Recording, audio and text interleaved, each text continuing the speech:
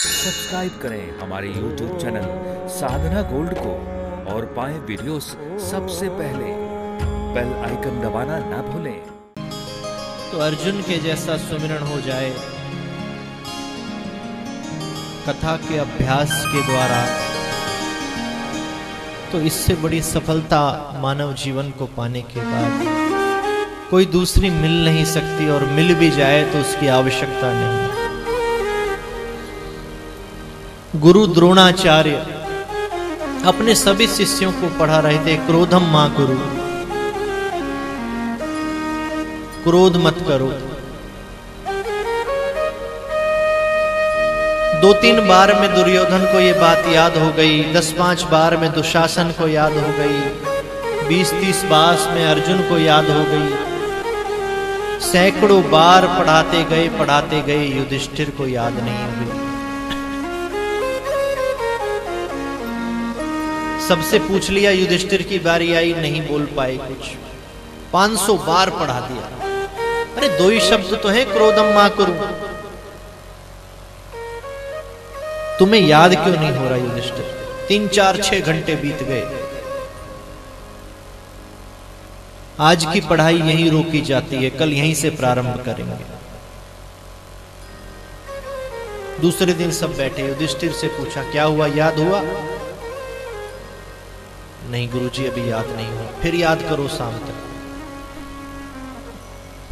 याद हुआ? हाँ, आपने कुछ बताया था, क्रोधम कुरु। अरे तुमने तो अर्थ ही उल्टा कर दिया, क्रोधम मा कुरु, क्रोध मत करो। कई दिन हो गए याद करते करते। युधिष्ठिर जी याद हुआ? गुरुजी बुद्धि को तो याद हो गया है, मन को और स्वभाव को भी याद नहीं हुआ। थोड़ा सा समय और चाहिए। 2-4 महीने का समय बीत गया। युधिष्ठिर याद हुआ? हाँ गुरुजी, अब याद हो गया। वो दिन आ गया। गुरु द्रोणाचार्य के नेतृत्व में अभिमन्यु को सबने घेर लिया। प्रहार चालू किया कौरवों ने। पास में युधिष्ठिर जी खड़े थे। गुरुदेव की दृष्टि युधिष्ठिर पे गई कि इनके पुत्र को हम मार रहे हैं। क्या प्रतिक्रिया युधिष्ठिर जी की रहती है? जैसे गुरुदेव की नजरें युधिष्ठिर से मिली, गुरुदेव क्रोधम मा कुरु, क्रोधम मा कुरु। सबसे पहले प्रहार वो कर रहा था जिसने 1 बार में ये शब्द याद कर लिया था। दूसरा प्रहार वो कर रहा था जिसने 10 बार में इसे याद कर लिया था। तीसरा प्रहार वो कर रहा था जिसने 50 बार में याद कर लिया था।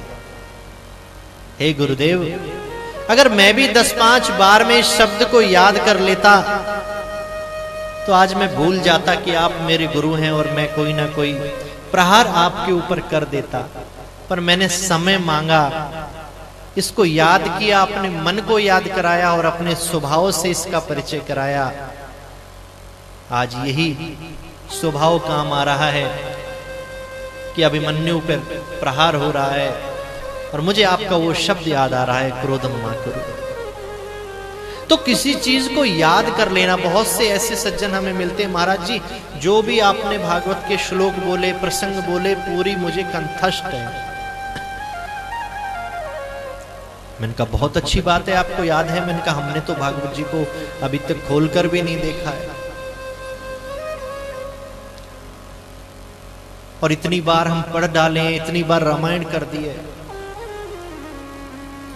तो मैंने कहा याद करने से फायदा है या उसका वो जीवन में उतारने से फायदा है, उसका चिंतन करने से फायदा है? आपके जीवन में क्या बदलाव आया उसको याद करने से, उसको सुनने से, उसको गाने से, उसको पढ़ने से? ये बताओ। कोई उत्तर नहीं दे सके।